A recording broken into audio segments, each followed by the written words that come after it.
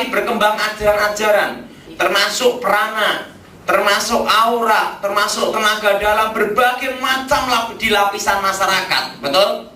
Bahkan banyak orang nyebut namanya dari Ki Edan sampai Ki Goblok, betul? Betul? Ki Edan sampai Ki apa? Nah, ada lagi sampai bila perlu Ki Mata Sedeng juga perlu ada juga. Nah, jadi semua menyebut nama-nama itu supaya menarik seseorang. Kalau kita perhatikan kalau namanya Ki Goblok berarti orangnya pekok, betul? Kenapa orangnya datang ke sana, betul enggak? Nah, sekarang banyak sekali orang mengarah ke dalam okultisme. Orang-orang pandai, bahkan yang ahli kimia, fisika, bila perlu sampai kepalanya botak di tengah, itu pun juga belajar, betul? Ingin tahu hal yang gaib. Bahkan di TV-TV yang paling laris itu acara misteri, betul? Saya kalau acara misteri, kebanyakan saya matiin. Kenapa saya matiin? Sejak kecil saya ngelihatnya setan terus, bosan. Nah, saya beritahu saudara, sekarang dan banyak sekali orang-orang nabi-nabi palsu, dukun-dukun palsu, kuasa-kuasa gelap ya, yang memakai kedok agama untuk menarik semua orang yang beragama, betul? Termasuk agama Kristen, Katolik, Islam, berbagai macam lapisan, Buddha, Hindu. Ngaku pokoknya dukunnya semua agama bisa diterima, betul? Dan itu di berbagai lapisan masyarakat. Dan perkembangan okultisme yang paling dahsyat adalah tahun-tahun ini. Dan perhatiin, tahun 97 perkembangan okultisme tidak sehebat sekarang, betul? Betul? Betul? Dulu tidak ada terang-terangan. Siapa yang ingin alat kelaminnya besar, gemuk, datang ke dukun ini, tidak, betul? Tapi sekarang tidak ada, betul? Terang-terangan. Dan sampai ditulis minta ukuran berapa. Gila ada. Sampai seperti itu, betul? Dan kuburan-kuburan orang-orang mati zaman dahulu didatengin. Karena apa? Mereka mendengar dari apa? Takayul dan cerita nenek-nenek tua, betul? Dari mulut ke mulut, dari mulut ke mulut. Nah, saudara kasih dalam Tuhan, hari ini kita akan membahas tentang tenaga dalam, termasuk tentang apa nih, aura, prana. Karena banyak hal yang saat ini kalau kita perhatikan berkembang sangat luar biasa. Bahkan sampai nyusup ke dalam gereja, betul saudara? Sampai nyusup kemana saudara? Karena apa? Banyak orang tidak mengerti, banyak orang tidak tahu. Kemarin ada seorang yang mempelajari aliran tenaga dalam. Itu saya diminta doain di Jogja. Dia mendalami itu sampai udah mau tingkat sempurna, udah hampir sempurna, nggak kuat, darah. Karena sarafnya nggak kuat, stroke gini. Begitu stroke, baru tahu. Kalau nggak stroke, diinjilin nggak mau. Kenapa? Kalau diinjilin, ini kan pernapasan, saya gunakan untuk nyembuhin orang. Nah, setelah dia nggak kuat, stroke, gara-gara ilmu yang dipelajari, dia ngomong, tolong lepasin, saya mau tobat. Tapi udah terlanjur stroke. Nah, kebanyakan orang menyesal itu pada waktu dia mengalami masalah, betul?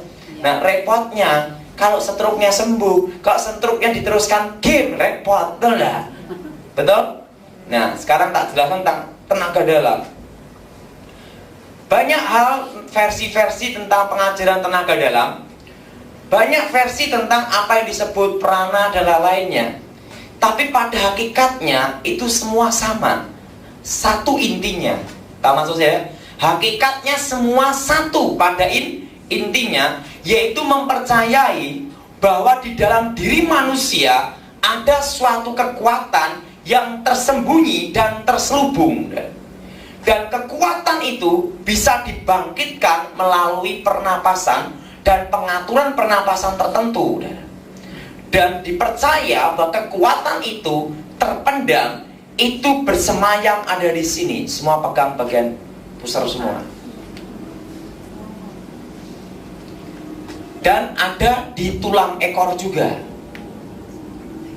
Intinya semua sama, bahwa di dalam diri manusia ada suatu kekuatan yang apa saudara? Tersembunyi, yang terselubung, yang dikatakan bahwa Allah menciptakannya dan memberikan kepada manusia. Dan lebih parahnya, kalau dukunnya orang Kristen atau gurunya orang Katolik, ingat, agama Kristen tidak menjamin orang itu bertobat. Yang tahu orang itu bertobat atau tidak hanya Tuhan dan hidupnya sehari-hari, buah-buah pertobatannya. Betul?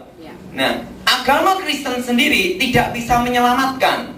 Yang bisa menyelamatkan kita yaitu pengenalan kita, pribadi kita pada Tuhan Yesus, di mana kita tidak mendua antara terang dan gelap. Kita percaya Yesus sungguh-sungguh. Nah, ada suatu kekuatan yang tersembunyi, kekuatan yang terpendam, yang diberikan Tuhan sejak zaman Adam dan Hawa.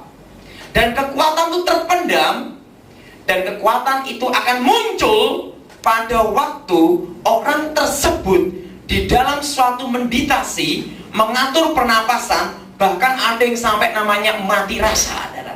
Maka kekuatan itu akan muncul dengan sendirinya pada waktu manusia mengalami mati rasa. Dan mereka memakai suatu dalih seperti ini. Pada waktu orang ketakutan, kebakaran, misalnya dia ini melihat anaknya kecelakaan, mau kebakar, dan waktu itu dia ada lemari es, seketika dia bisa ngangkat lemari es gini, langsung setelah itu menyelamatkan anaknya. Nah, sekarang tak beritahu, kalau orang mengangkat lemari es, itu tenaga dalam apa enggak? Bukan.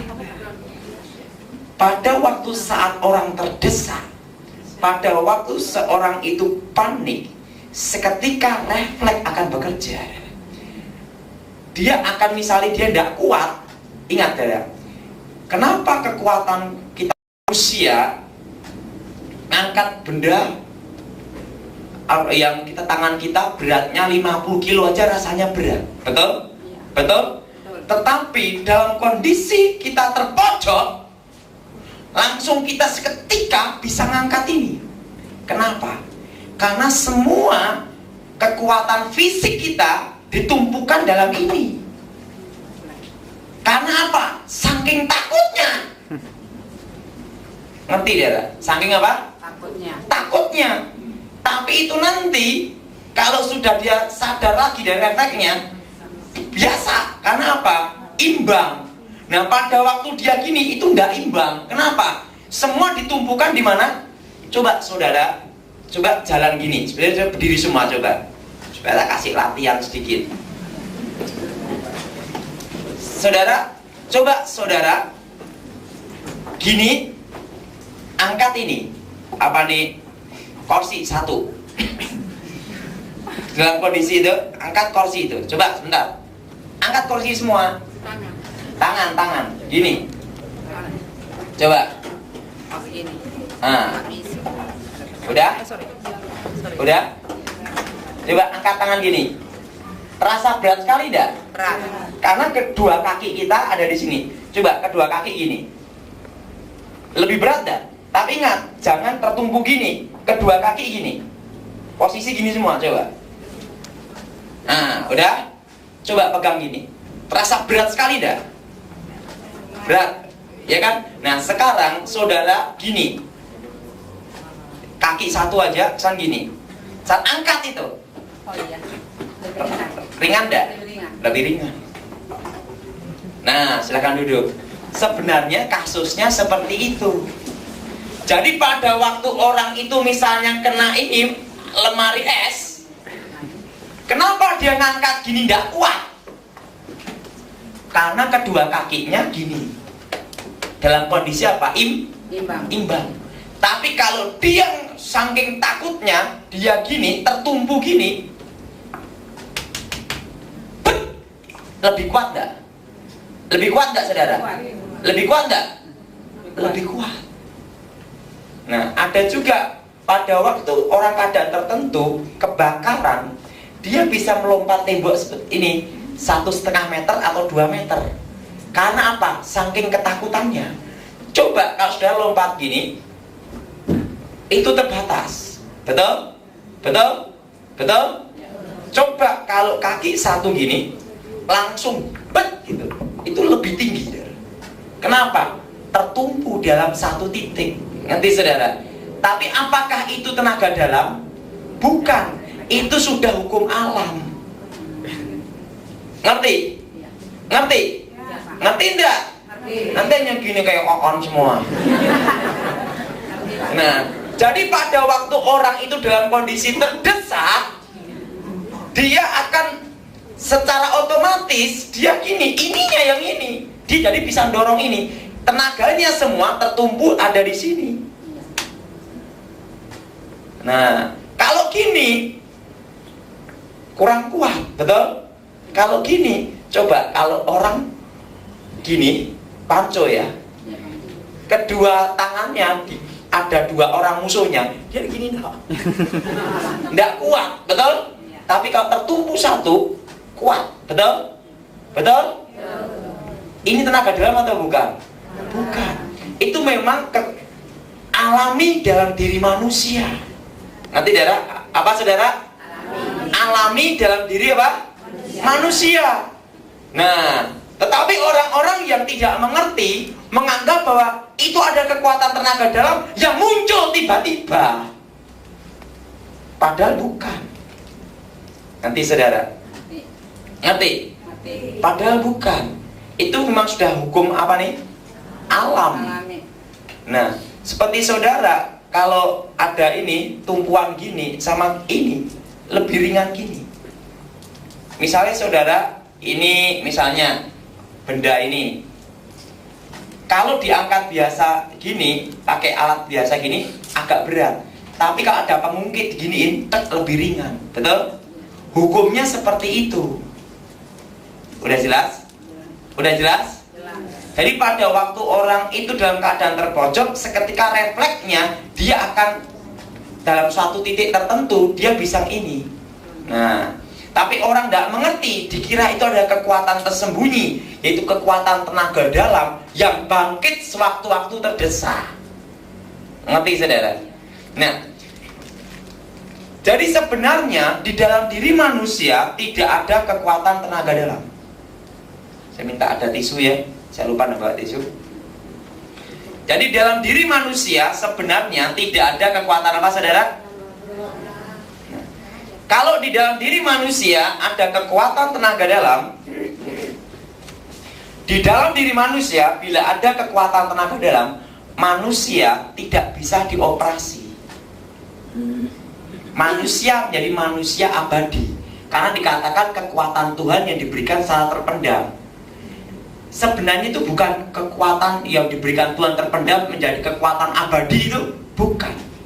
Itu sebenarnya dalam dunia ini ada dua, yaitu terang dan gelap. Apa saudara? Terang dan apa? Terang dan gelap. Nah, sehingga orang yang mempelajari tenaga dalam, dia itu dalam suatu pernapasan, mengatur pernapasan, dipusatkan ke sini. Nah, seseorang dalam kondisi pengosongan pikiran, hening, seketika setan masuk. Perhatiin, Alkitab berkata rumah yang kosong, betul? Nah, untuk mengundang setan itu lebih cepat. Walaupun dia secara halusnya tidak mengundang setan, tetapi dengan cara meditasi, mengosongkan pikiran, itu menimbulkan apa? Setan masuk. Udah jelas? Udah jelas? Dan di dalam pernapasan itu dialirkan ke sini untuk ke saraf-saraf tertentu. Ke saraf-saraf apa saudara? Ke saraf-saraf tertentu. Nah, sehingga dia bisa menyembuhkan orang. Sebenarnya bukan menyembuhkan, nanti tak jelasin deh. Dan ada lagi yang bisa mukul jarak jauh, gitu ya. Nah, saya mau tanya, kalau kekuatan fisik manusia bisa tidak mukul jarak jauh? Tidak bisa. Nah, tidak bisa. Nah, perhatiin, kenapa orang yang kepukul jarak jauh kebanyakan lawannya dalam kondisi emosi? Kalau tidak emosi susah dipukul, betul? Betul? Betul? Nah, tapi kalau orang tenang, misalnya begini, dia ketawa gini, dia mau mukul jarak jauh bingung. Kenapa? Ada pertanyaan, kenapa setelah marah terpancing emosi baru bisa kepukul jarak jauh? Betul? Betul? Bukan dalam kondisi seseorang apa? Tenang. Bahkan saat ini ya, ada yang betul-betul dukun asli, ada yang dukun palsu. Misalnya seperti ini, tangan dipegang. Misalnya ibu ini tak pegang, rasanya dia kayak aliran listrik. Mau dia ngomong, dukunnya hebat. Sebenarnya itu pakai alat kecil segini, disimpan tertentu di sini. Kalau mau jujur, banyak penipu. Penting omset. Jadi pakai alat kecil. Nah, sekarang sudah ada itu. Kalau di mall-mall itu loh, ada pijet yang rasanya listrik setrum, grung grung grung grung. Itu yang kurang canggih. Ada yang lebih canggih. Itu di luar negeri hanya orang-orang tertentu. Segini loh. Kecil segini. Dimasukkan ke satu ini, begini. Nanti kalau dia gini, gitu ya. Rasanya listrik. Langsung disetrum kepala. Wah, orang ngomong dukun hebat, padahal pakai apa? Alat kecil. Misalnya ini lampu ini kan saya copot, saya giniin, langsung hidup. Hebat nggak? Itu pakai apa? Alat sejenis kayak remote, tapi remote yang canggih. Ngerti saudara? Ngerti? Saya mau tanya, remote itu mobil cepet hidup enggak? Nah, itu ada alatnya. Jadi sekarang dukun reformasi itu banyak. Ngerti? Terusan diginiin. Rasanya pasiennya ngomong gini, wah setrum, hebat. Wah. Nah, itu pakai alat. Jadi saya mau jujur bahwa banyak sekali penipuan, tapi juga ada yang asli betul-betul tenaga. Kalau ini yang saya ceritakan yang apa? Yang tipuan. Dan tipuan itu paling banyak. Misalnya ini dipegang 7 orang, rasanya kesetrum semua. Itu pakai alat. Alatnya kecil. Nah, kenapa saya bisa ngomong demikian? Kebetulan saya punya teman, waktu itu omong sama teman saya, udah bertobat, ahli sulap. Dia ngomong, tak beritahu caranya. Oh, padahal saya ada setannya enggak? Saya ngomong enggak ada setannya.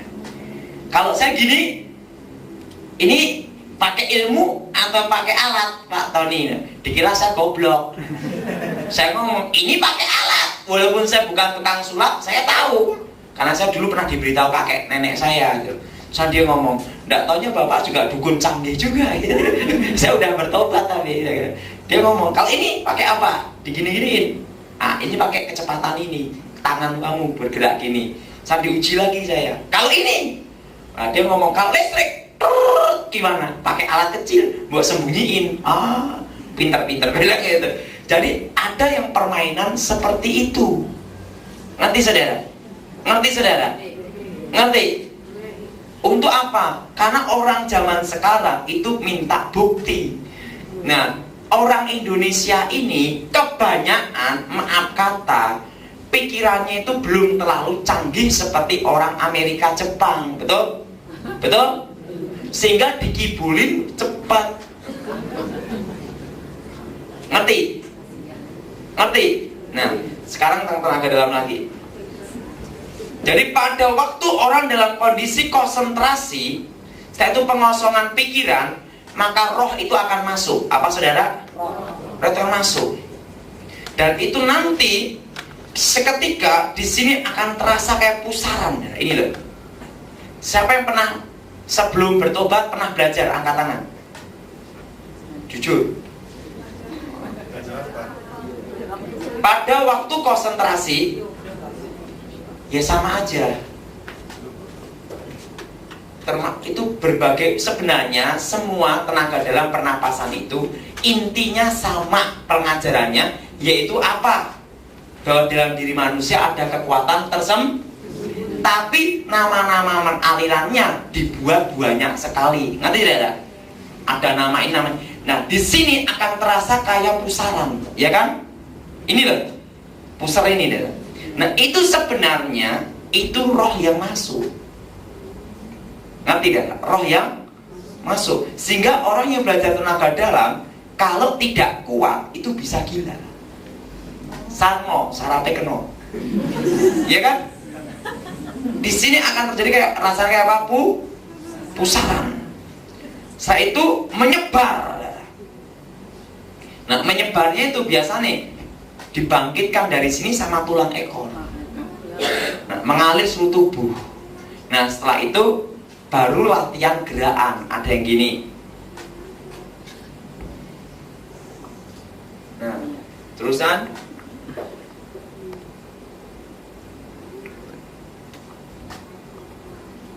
Ada yang gini. Tapi gerakannya sebenarnya adalah penyembahan kepada tentara langit, dewa-dewa langit. Penyembahan kepada dewa-dewa tentara apa? Langit. Dan ada juga gerakan seperti ini. Pada waktu dia gini konsentrasi, dia akan kemasukan jurus ular, walaupun dia tidak mempelajari silat. Seketika ada jurus ular. Karena apa? Waktu itu dia meminta untuk apa? Dewa ular. Kalau dalam aliran lain disebut apa? Dewa ular. Dewa ini masuk sehingga dia bisa jadi ular. Sebenarnya gini, aliran-aliran gini tidak menyangkut agama. Tidak menyangkut apa? Agama. Itu adalah pengalaman seseorang dijadikan ke doktrin. Nah, pada waktu dia ingin konsentrasi harimau, langsung seketika otomatis dia jurus harimau. Betul? Betul? Karena apa? Roh itu masuk. Karena gerakan-gerakan itu adalah penyembahan kepada apa? Dewa-dewa binatang. Dewa-dewi dan kalau yang ini ada yang gini, terusan gini, langsung gini. Itu penyembahan kepada dewa langit. Nah, itulah roh itu masuk. Sebenarnya gerakan-gerakan penyembahan tenaga dalam itu ada gerakan penyembahan kepada dewa-dewa. Apa saudara? Dewa. Nah, jadi kalau kita orang Kristen boleh enggak itu? Tidak boleh. Itu unsur kuasa. Sehingga gerak-gerakannya, perhatiin, kalau yang betul-betul bela diri asli sekarang di dunia ini kemungkinan tinggal 1%. Tapi 99% kebanyakan sudah kecampur dengan tenaga dalam dan unsur-unsur mistik. Nah, kalau bela diri asli itu kan kaku, ya kan? Apa? Kaku, ya kan? Masalahnya gini kaku semua, ya kan ya. Tapi kalau tenaga dalam, nah ini kuasa gelap. Kalau di dalam diri manusia ada kekuatan tenaga dalam, manusia tidak bisa dioperasi. Kenyataannya manusia bisa dioperasi enggak? Bisa. Bisa enggak? Bisa. Berarti kekuatan apa saudara? Hah? Bukan. Kekuatan apa? Setan. Dan dalam tenaga dalam ini ada dua. Ada yang pakai mantra, ada yang tidak. Kalau yang pakai mantra ada juga sebelum mau latihan doa agama masing-masing. Karena aliran-aliran ini tidak menyangkut agama. Dan yang kedua, ada yang tidak pakai mantra. Yang banyak ngecoh orang itu yang tidak pakai mantra. Ini kan untuk perbuatan baik, supaya kita jadi orang baik, untuk nolong orang, untuk nyembuhin orang. Perhatiin, kalau orang tersebut menggunakan tenaga dalam banyak nyembuhin orang, anaknya atau yang berhubungan darah dia, orang tuanya atau cucunya atau saudaranya, pasti ada yang sakit-sakitan. Enggak jelasin kenapa bisa sakitan. Begitu dia, seperti saya dulu sebelum bertobat, semakin saya keluarkan kekuatan saya, semakin mama saya sakit keras. Itu ada timbal balik. Apa saudara? Timbal balik. Apa? Timbal balik. Nah, jadi gerakan tenaga dalam adalah gerakan penyembahan yang dikembangkan dengan jurus. Nah sekarang gini, ada suatu kali ada orang yang belajar tenaga dalam. Kemarin ada orang tanya sama saya, Pak gimana Pak? Waktu dia belajar tenaga dalam, ini seorang yang ahli tenaga dalam, dia bisa tahu ini misalnya gerakan ini, blak, langsung ditangkap. Terusan ada ini pisau, gitu. Tiba-tiba dia jalan ketabrak motor, mati Pak. Gimana Pak? Karena apa? Waktu itu roh setan dalam dirinya tidak bekerja, karena dia belum memanggil atau membangkitkan kekuatan dalam dirinya, roh itu. Nah sehingga pada itu jalan kaki, tabrak motor, dia mati. Betul? Betul? Betul? Saya beritahu, orang yang hebat tenaga dalam, kebal apapun, bisa dikalahkan dengan teknologi. Ditembak tidak apa-apa, dibacok tidak apa, gampang, dibasoka. Betul? Kuatmu seberapa? Betul? Betul? Mau tenaga dalam apa? Baru gerak, ya. Kasih peluru perak, dor, mati. Atau pisau, ada sesuatu sejenis besi tetapi lebih keras daripada besi, namanya titanium. Pernah dengar? Nah itu kalau dibuat runcing, orang punya tenaga dalam hebat apapun, kebal apapun, tembus mati. Goodbye my love. Percuma, betul? Karena ingat, memang Alkitab itu betul bahwa Tuhan berkata bahwa manusia akan menaklukkan bumi. Betul? Betul? Betul? Sekarang gini, kekuatan tenaga dalam paling pol batu pecah. Betul? Jarak berapa meter pecah. Sekarang teknologi, bukan hanya batu pecah, satu pulau lenyap bisa nuklir. Betul tidak? Apa darah? Nuklir. Ngerti saudara? Jadi sebenarnya manusia ini seperti firman Tuhan menaklukkan apa? Teknologi. Betul? Nah, jadi kekuatan tenaga dalam itu ada banyak orang untuk apa? Katanya untuk kesehatan. Untuk apa darah? Kesehatan. Untuk kesehatan, untuk umur panjang, untuk menjaga keseimbangan antara negatif positif, terusan untuk menyembuhkan. Tetapi sebenarnya itu bukan unsur dari Tuhan. Kalau itu dari Tuhan, maka kekuatan itu tidak bisa dipakai untuk kejahatan. Kenyataannya bisa dipakai kejahatan, juga bisa dipakai untuk kebaikan, ya kan? Nah, padahal Tuhan itu kan bukan abu-abu. Hari ini terang, besok gelap, campur-campur, kan tidak bisa. Karena Tuhan itu terang-terang, gelap gelap.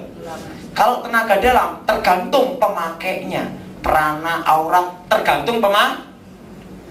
Karena yang di belakang itu tetap unsur kuasa, dan itu tetap mengandung resiko. Sehingga ada namanya transfer tenaga dalam, ada juga pembangkit tenaga inti, ada pembangkit tenaga apa? Jarak jauh. Ada yang asli tenaga dalam memang rasanya kayak listrik, tapi listriknya itu halus, gitu ya. Jarak jauh gitu juga. Nah, tetapi banyak juga yang pakai apa? Alat teknologi. Misalnya lampu. Ini apa nih, neon ini dilepas, tak pegang, hidup. Itu pakai teknologi. Pakai apa? Alat. Ada juga yang pakai kuasa gelap. Jadi antara teknologi dan kuasa gelap ini susah sekali dibedakan. Ngerti saudara? Udah ngerti saudara? Ngerti? Ngerti enggak? Tetapi yang jelas tenaga dalam bukan dari. Nah, kenapa bagaimana tentang pembangkit tenaga inti? Kenapa orang yang menekuni tenaga dalam, aura prana? Ingat, semua hakikatnya banyak menyebut aliran ini, tapi hakikatnya intinya sama. Kenapa banyak yang gila? Nah, pada waktu ditransfer kekuatan tenaga inti, kenapa banyak yang Gila. Kalau orang pergi ke dukun atau ke suhu atau guru-guru tenaga dalam, persentasinya yang menekuni betul-betul jadi orang aneh semua. Betul? Jadi apa? Orang aneh. Jadi orang aneh.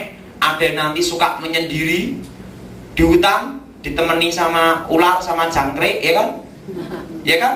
Iya. Ada yang juga yang kumpul sama orang tapi sarno, ketawa sendiri, ngomong sendiri, betul nggak? Ada yang juga tetap normal tapi sering marah-marah. Ada juga yang tidak marah-marah tetapi tidak emosi tapi suka kegu. Jadi orang aneh enggak?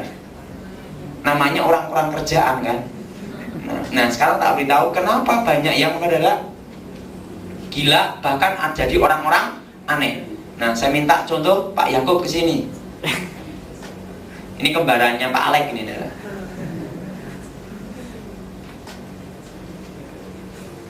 Sudah pernah dengar kembar grup, saudara? Nah, tadi ini Alek, ini ya Yakub. Hari ini udah potong, haleluya. Ini waktu ketemu pertama kali itu saya kaget, gondrong. Sekarang potong jadi anak yang baik. Nah, sekarang tak beritahu. Kenapa banyak yang alami adalah gila dan jadi orang aneh? Pada waktu pembangkit tenaga inti, ada belakang. Itu kan gini, ini, sini, ada yang kepala, ada yang tangan, semua sama. Nah, pada waktu ini kekuatan masuk, itu akan masuk ke saraf-saraf semua, masuk ke saraf manusia, dan itu nanti salah satunya akan masuk ke sini. Manusia memiliki otak kecil dan juga untuk keseimbangan, untuk mengontrol semua kegiatan tubuh kita, betul? Nah, pada waktu masuk ke sini, sehingga volume otak, ada suatu kekuatan asing seketika akan bertambah, betul? Tetapi di luar kewajaran. Di luar apa? Nah, sehingga ini akan terjadi apa? Goncangan. Kalau otaknya ini tidak kuat, dia akan jadi orang gila. Sarno, sarapnya keno. Karena apa? Kekuatan ini masuk untuk menekan semua volume saraf ke otak. Otak kan ada volumenya, betul? Betul? Misalnya saudara, darah tinggi, kepala pusing, betul enggak? Nah ini bukan volume darah atau air, tapi kekuatan masih yang menekan semua saraf-saraf untuk memberi kekuatan setan. Nah salah satunya menekan kemana? Kepala, ke otak kecil. Nah, kalau otak ini tidak mampu untuk menerima sesuatu kekuatan yang asing ini, volumenya akan seketika bertambah. Kalau bertambah dengan tidak normal, pasti akan terjadi kerusakan saraf. Betul? Makanya jadi gila. Yang kena otak kecil. Bahkan ada yang lupa akan masa lalunya. Terjadi namanya amnesia. Ngerti? Ngerti? Tetapi kalau kuat, maka dia, roh ini akan masuk ke otaknya, sehingga dia jadi orang aneh, suka diem, menyendiri, bahkan hidup di gunung. Kenapa hidup di gunung? Karena semua aktivitas tubuhnya seketika tidak normal seperti dulu lagi. Karena apa? Ada suatu kekuatan asing yang memenuhi otaknya, sehingga dia lebih suka menyendiri. Dan biasanya kalau ngomong jarang, seperlunya aja. Terima kasih. Udah dedek dia. Ngerti saudara? Ngerti? Seumpama volume otaknya ini bisa menerima, ini akan terjadi suatu goncangan. Sehingga orang yang belajar tenaga dalam, meditasi tertentu, kebanyakan untuk berpikir sulit-sulit, dia males. Kenapa dia tidak seaktif yang dulu lagi? Karena ini sudah dikuasai. Volume otaknya jelas ya? Kalau tidak kuat akan terjadi kerusakan apa? Kerusakan apa? Kerusakan saraf. Dan kebanyakan yang tidak kuat itu bagian kepala. Pada waktu transfer pembangkit tenaga inti, tenaga dalam, jarak dekat. Jarak jauh sama. Sekarang saya mau tanya, saudara himpun, terlalu lama telinga sakit enggak? Tidak usah banyak-banyak 2 jam di telepon, sakit enggak? Mempengaruhi otak enggak? Saraf enggak? Ini padahal ada di luar. Itu pengaruhnya besar sekali. Apalagi ini kekuatan masuk mendesak ke dalam. Nanti deh. Sehingga kalau orang tidak kuat menjadi apa? Gila. Jelas? Karena apa? Volume otak itu ada batasnya. Apa saudara? Ada batasnya. Seumpama itu kuat, dia akan jadi manusia apa? Aneh. Kenapa jadi manusia aneh? Dia mengalami namanya pecah jiwa. Saya pernah terangkan di sini pecah jiwa kan? Ada yang belum tahu juga ya? Nah, coba. Melki, sebentar lagi satu orang lagi mana Pak ya? Cewek. Siapa ya? Sini aja. Apa untuk contoh?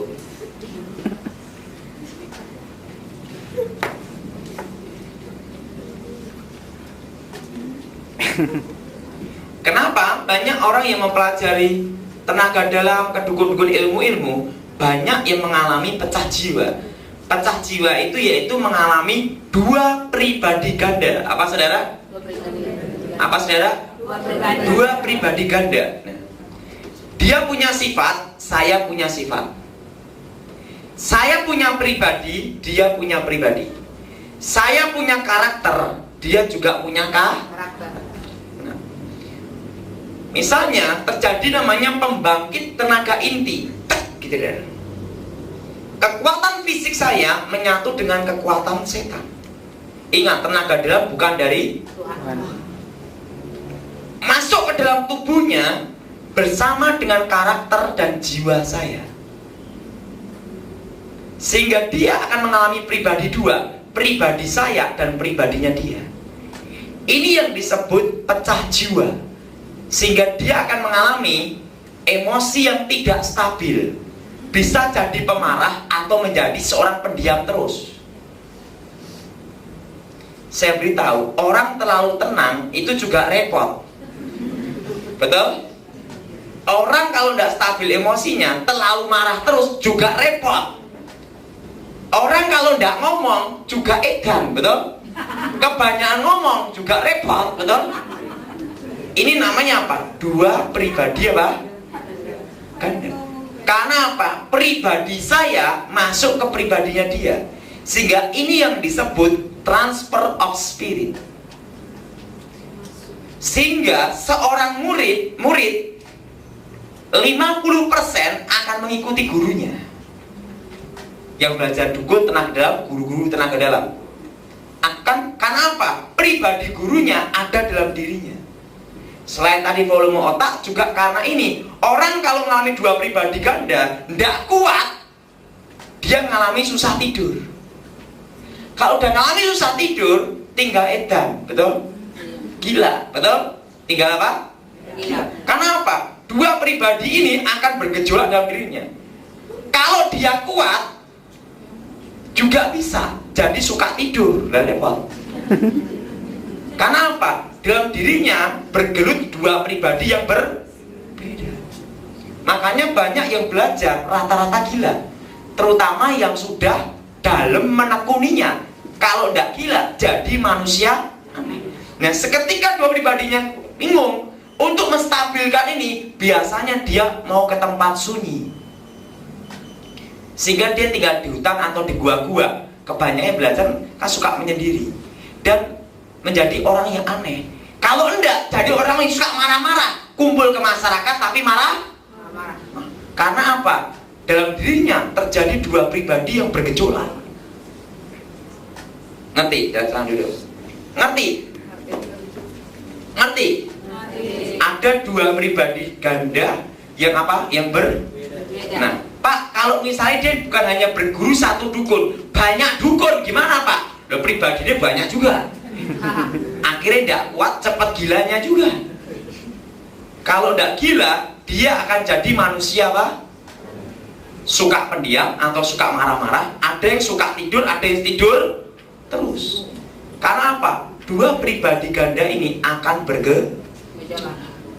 Yang pernah belajar angkat tangan coba tadi.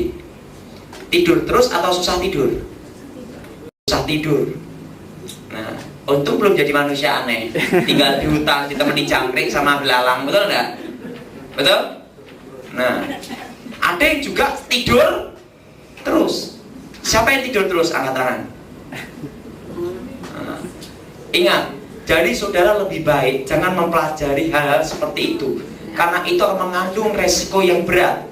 Mengandung apa saudara? Resiko berat. Mengandung resiko yang Nah, udah jelas?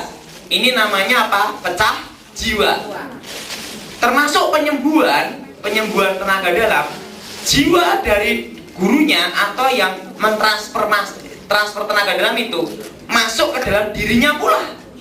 Sehingga waktu penyembuhan, sehingga dia mengalami sifat menjadi orang yang bingung. Kalau tidak bingung, jadi orang aneh, atau suka marah-marah, atau suka seketika dari kehidupannya normal menjadi tidak normal. Kehidupannya normal menjadi apa saudara? Karena mengalami apa? Pecah jiwa. Ini yang sering disebut namanya transfer of spirit. Apa saudara? Spirit. Nah, dan untuk penyembuhan tenaga dalam, kenapa orang yang mempelajari tenaga dalam, meditasi, kebanyakan umurnya panjang-panjang, tapi yang berhubungan darah dia umurnya pendek-pendek. Nah, coba siapa yang ini coba siapa itu contoh ya? Audi. Hah? Ini. Sini. Coba bersila. Si botak bersila. Nah, waktu dia gini coba, gini. Nah, gini. Dia pernapasan untuk membangkitkan tenaga inti. Walaupun meditasi, orang membutuhkan keluar tenaga fisik. Keluar tenaga fisik. Nah, di dalam tenaga dalam ada namanya teori keseimbangan. Apa saudara? Keseimbangan. Teori apa? Keseimbangan. Keseimbangan. Nah, ini saudara, pada waktu dia gini, keluar. Pernapasan keluar masuk. Tenaganya dia terkuras. Harus ada suatu kekuatan lagi untuk memperbarui kekuatannya. Betul? Nah, itu yang berhubungan darah dia, yaitu yang berhubungan darah anaknya atau istrinya atau kakek neneknya atau ayahnya. Itu kan dalam diri manusia ada namanya sistem kekebalan tubuh. Apa saudara? Sistem kekebalan tubuh. Nah, itu seketika bagian sini sampai bagian sini ini akan tersedot masuk ke dia, sehingga setelah dia meditasi badannya akan lebih segar karena daya tahan tubuhnya akan bertambah terus. Tetapi yang berhubungan darah dia, daya tahan tubuhnya tambah berkurang, disedot. Nah, kalau manusia banyak kehilangan sistem kekebalan tubuhnya, banyak virus, bakteri yang masuk, sehingga manusia sering sakit-sakitan. Sehingga yang berhubungan darah dengan dia akan sering sakit, bahkan banyak yang mati muda. tapi umurnya dia tambah panjang. Karena apa? Daya tahan tubuhnya dia selalu baru terus. Nah, demikian kalau dia nyembuhin orang gini, daya tahan tubuh orang itu masuk ke dia. Ingat, keseimbangan negatif positif. Sehingga pada waktu ini keluar harus ada sesuatu yang masuk. Nah, sistem kekebalan tubuhnya pasien itu dari sini masuk ke dia, gini. Dia akan semakin dia banyak nyembuhin orang, semakin tambah kuat. Tapi orang yang disembuhin semakin lemah, dan dia akan mudah sakit-sakitan. Umur saya panjang, umurnya dia dipendek. Seorang ahli guru tenaga dalam, dukun, kalau dia sakit tidak pergi ke dukun yang lain atau guru tenaga dalam yang lain, pergi ke dokter. Karena apa? Takut disedot.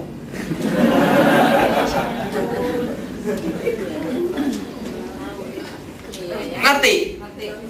Kenapa banyak dukun antri ke dokter? Betul nggak? Kenapa dia tidak pergi ke dukun yang lain? Kan bisa ada alasan. Seorang tabib tidak bisa nyembuhin dirinya sendiri, betul? Nah, kenapa dia tidak pergi ke dukun yang lain? Betul? Kalau dia tidak bisa nyembuhin diri sendiri, dia bisa pergi ke tempat lain, kan? Kenapa dia tidak mau? Karena dia tahu rahasia. Takut sedot juga. Nah, siapa yang mau daftar? Yang jadi pertanyaan. Semakin dia banyak nyembuhin orang, semakin daya tahan tubuhnya semakin apa? Umurnya tambah panjang. Sehingga orang yang belajar ilmu tenaga dalam maupun mantra-mantra, setiap meditasi badannya tambah segar, tambah kuat. Tapi orang-orang sekelilingnya yang berhubungan darah tambah lemah. Sistem kekebalan tubuhnya yang disebut teori keseimbangan, materi in energy namanya. Apa darah? Materi in energy, energi in materi. Di dalam materi ada energi. Di dalam energi ada materi. Itu memiliki arti tersembunyi. Artinya itu. Nah, jelas. Jadi tenaga dalam itu bukan dari Tuhan. Menyelamatkan orang atau menjerumuskan orang.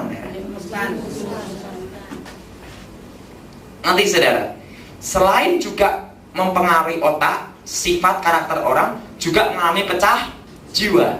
Dan selain itu juga akan banyak kehilangan sistem kekebalan, maka orang tersebut akan sering sakit-sakitan. Jelas? Jelas? Nah, kutukannya apa Pak? Yang tenaga dalam itu, yaitu keluarga sakit-sakitan. Kenapa keluarga bisa sakit-sakitan? Karena kesedot daya tahan tubuhnya. Pak, kalau ayah kami belajar tenaga dalam, tapi saya percaya Yesus, kesedot enggak Pak? Tidak, karena kita dilindungi Tuhan. Termasuk suami saudara, walaupun belajar tenaga dalam, tapi sudah percaya Yesus, saudara tidak bisa kesedot. Tetapi yang tidak percaya Yesus, ayah atau ibunya atau anaknya yang tidak percaya Tuhan, kesedot semua. Sehingga banyak yang sakit. Nah, dan setan itu tidak bisa nyembuhin. Itu hanya seperti kayak doping. Saudara misalnya badan capek, lemah gitu. Minum Kratinden, strong, betul? Iya kan?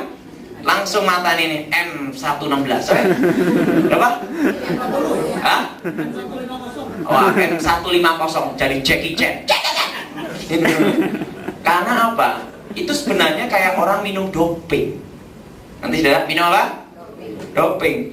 Misalnya saudara tidak bisa tidur, minum kopi. Kok minum kopi? Saudara ingin waktu itu bertahan supaya tidak tidur. Lek-lekan loh. Minum apa? Kopi. Seperti itu. Doping. Misalnya orang sakit bagian sini, seret gitu ya. Di tenaga dalam, set gitu ya. Ini hanya dibuat seakan-akan sembuh. Karena salah satu syaratnya ditotok, dibuat seakan-akan sembuh. Nanti 5-10 tahun lagi kumat lebih parah. Karena langsung jadi penyakit kronis. Nah, misalnya penyembuhan tulang pakai mantra. Tulang sini retak, tapi bukannya tulang putus tel, nggak bisa tuh. Kalau udah tulang retak, retak aja lah, baca mantra, setan akan menotok salah satu syarat untuk mematikan rasa. Apa saudara? Mematikan rasa. Mematikan apa? Rasa. Nah, itu nanti 5-10 tahun lagi kena hawa dingin, ini akan sakit sekali. Tapi orang kebanyakan penting hari ini sembuh dulu, padahal tidak sembuh. Itu hanya dibuat mati rasa. Nanti 5-10 tahun lagi akan kumat lagi. Jelas? Nah, itu seperti ini. Coba, ini ke sini. Coba, Aci ini ke sini. Nah, mati rasa itu seperti ini ya. Tenang aja, tidak akan stroke. Coba, ini cubit bagian sini. Lepas. Terasa sakit tidak? Tidak. Nah, sekarang cubit tanpa saya pegang. Terasa tidak? Rasa. Prosesnya seperti itu. Ditotok salah satu syarat, dibuat tidak seketika rasanya tidak apa? Terasa. Mati rasa. Nanti 5-10 tahun lagi kumat lebih parah. Seperti tulang yang retak di sini ditotok salah satu saraf. Nah, orang kebanyakan inginnya sembuh dulu, betul? Padahal itu tidak sembuh, hanya ditotok mati rasa. Nah, nanti 5-10 tahun lagi akan kumat lebih parah. Udah jelas? Udah jelas? Udah jelas? Nah, yang jadi pertanyaan gini, Pak, boleh tidak orang Kristen pijet?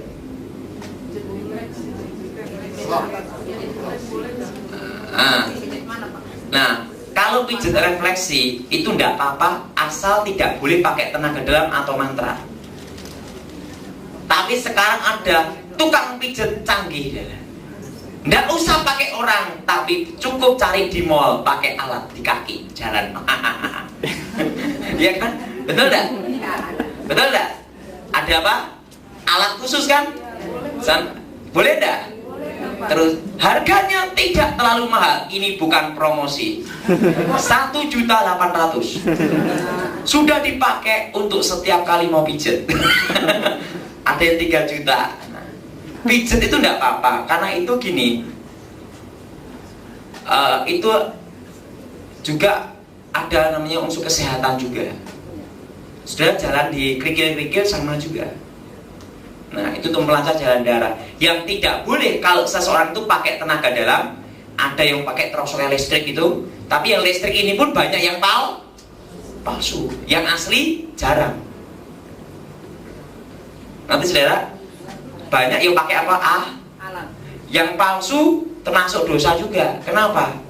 Nah, berarti saudara kan ingin datengin setan, betul nggak?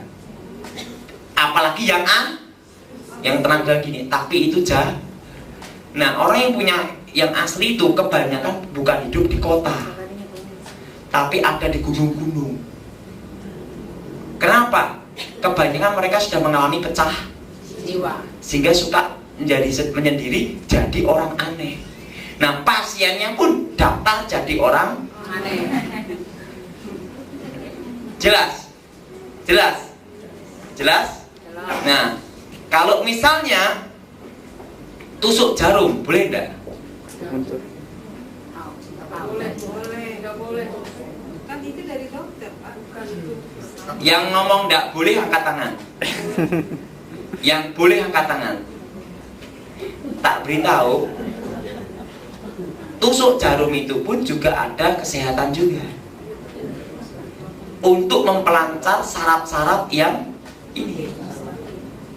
Tapi yang tidak boleh kalau tusuk jarum pakai tenaga dalam, weng-weng vitamin komplit. Cuk. Jelas? Jelas? Nah, itu kan di plang ada, butuh ini pakai ini ya, kelihatan. Nah, itu tidak boleh pakai kuasa gelap. Kalau itu kesehatan boleh enggak? Karena juga ada hamba Tuhan, pendeta yang ahli tusuk jarum, tapi bukan pakai tenaga dalam atau kuasa gelap. Memang dia ahli di situ. Dokter juga banyak, ya kan? Yang tidak boleh kalau pakai tenaga. Nah, Pak, kalau misalnya kami tidak tahu pijet tapi orangnya, kalau sudah tidak tahu, Tuhan lindungi. Kalau tahu itu celah dosa, setannya masuk, kesedot entek gue. Jangan datangi cowok.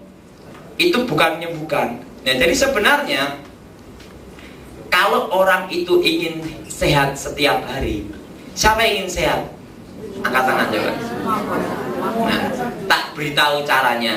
Pertama, hati yang gembira adalah obat. Suka ketawa. Kenapa? Itu orang yang suka ketawa itu memperlancar semua jalan darah. Betul? Betul? Sekarang gini, walaupun saudara ini minum vitamin, minum jus buah sampai sehari 1 truk, tapi hatinya susah terus, tetap sakit. Betul? Betul? Betul? Saya mau tanya, banyak orang minum susu, keju, berbagai macam vitamin, tapi tidak bisa tidur karena stres. Betul? Betul? Jadi ingin saya beritahu, hidup sekali jangan dibuat susah. Ya, hatinya apa? Hatinya apa? Kita kan hidup. Kalau sudah mati kan tidak bisa menikmati capcay, betul nggak? Siapa yang mati bisa nikmati capcay? Edan itu. Nah, kenapa tidak buat kita hati kita gembira?